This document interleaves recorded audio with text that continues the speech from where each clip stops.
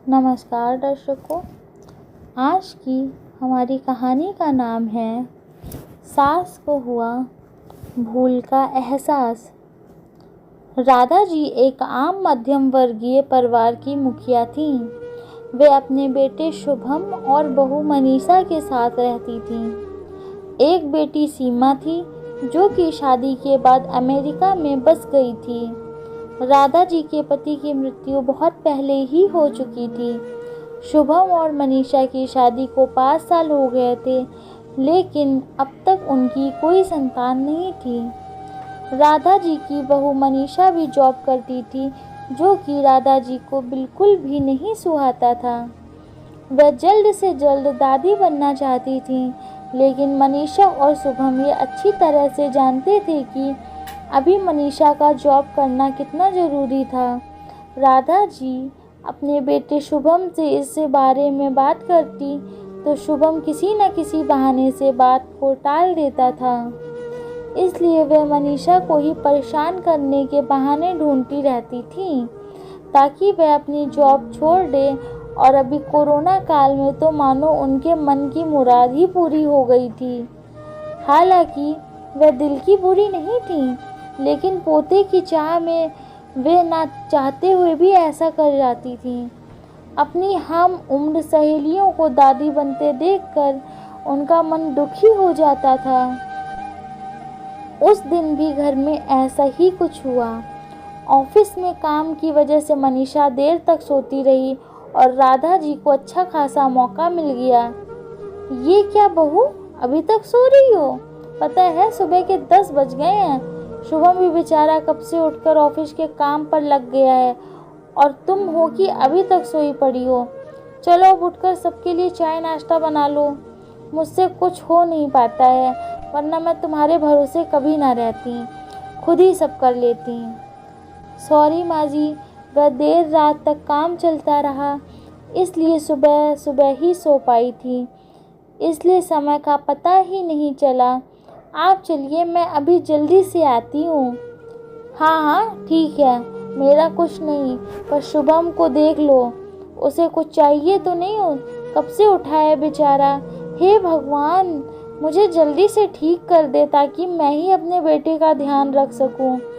राधा जी ने नाटकीय अंदाज में कहा। राधा जी ने अपनी बहू मनीषा को उठाते हुए कहा। मनीषा ने घड़ी देखी तो वाकई 10 बज गए थे। आज उसकी आँख कैसे नहीं खुली। वह जल्दी जल्दी अपने काम निपटाकर हॉल में आई तो शुभम अपने लैपटॉप के साथ ऑफिस के काम कर रहे थे। उसने किचन में जाके चाय नाश्ता बनाया और फिर रात के बर्तन साफ किए और झाड़ू पोछा करके नहाने चली गई।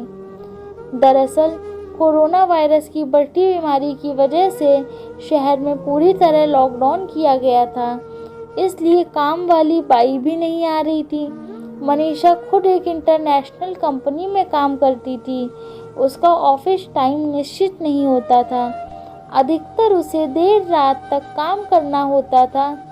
कल भी उसका काम देर रात तक चलता रहा, इसलिए वह देर तक सोती रही।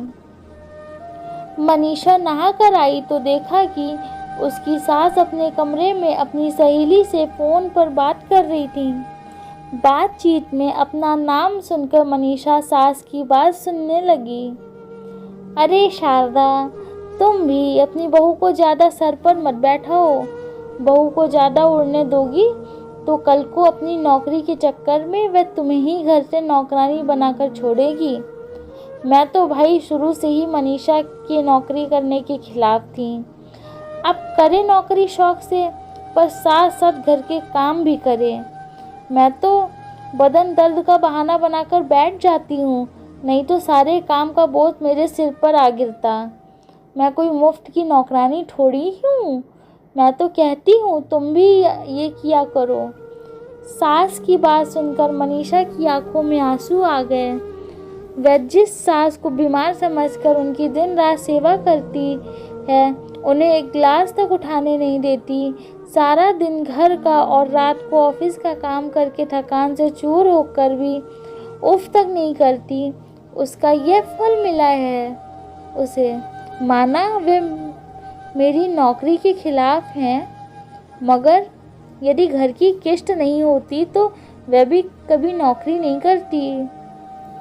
शुभम का बोझ कम करने के लिए तो वह नौकरी कर रही थी। खैर, अभी के मुश्किल समय में वह सास से किसी भी बात पर बहस नहीं करना चाहती थी। जिसके घर का माहौल खराब हो, इसलिए वह उनकी बात को नज़रअंदाज करके वहाँ से चली गई। लेकिन उसकी नज़रों में राधा जी की इज्जत जरूर कम हो गई थी। दूसरे दिन सुबह सुबह राधा जी की बेटी सीमा का अमेरिका से फ़ोन आ गया। सीमा की सास उसके पास अमेरिका आई हुई थी। आदत के अनुसार राधा जी ने जैसे ही सीमा की सास की बुराई करनी चाहिए, वैसे ही सीमा ने उन्हें डांट दिया। माँ, आप बिल्कुल भी माँ जी के बारे में अनाप शनाप नहीं बोलोगी। पता है आपके चक्कर में आकर मैंने उनके साथ कितना बुरा व्यवहार किया था, लेकिन आज मुझे उनकी कीमत पता चल गई है। तुम तो उनके यहाँ आने के कितने खिलाफ थी, मगर आज अगर वह यहाँ नहीं होती ना माँ, तो ना जाने हमारा क्या हाल होता। तुम्हें तो पता है कि मेरी नौकरी करना कितना ज़रूरी है। कोरोना ने यहाँ भी ऐसा कहर ढाया है कि घर से ही सब काम करने पड़ रहे हैं।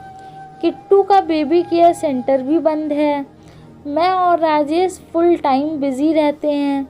ऐसे में माँ जी ने अकेले ही किट्टू के साथ साथ पूरे घर का सारा काम संभाला हुआ है।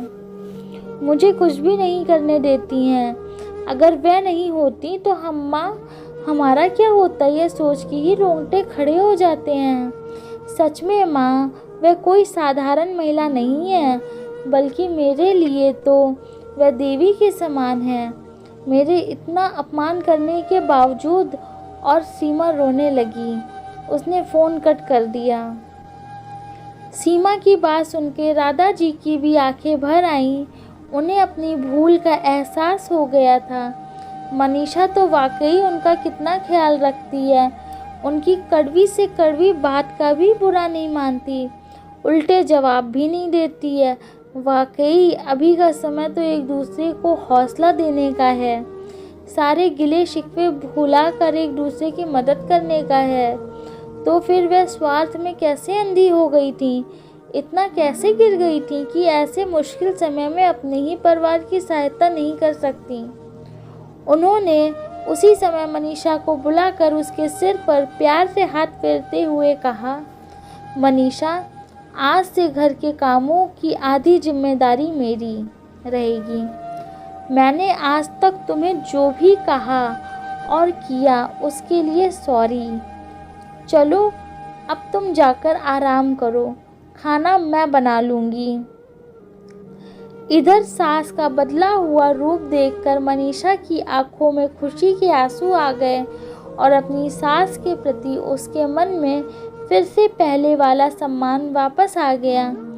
शायद हमारे जीवन में मुश्किल समय आता ही है, इसलिए है हमें एक दूसरे की अहमियत का पता चले, अपनी गलतियों का एहसास होने और आगे बढ़कर माफ़ी मांगने से वाकई इंसान छोटा नहीं बल्कि बहुत बड़ा हो जाता है, राधा जी की तरह।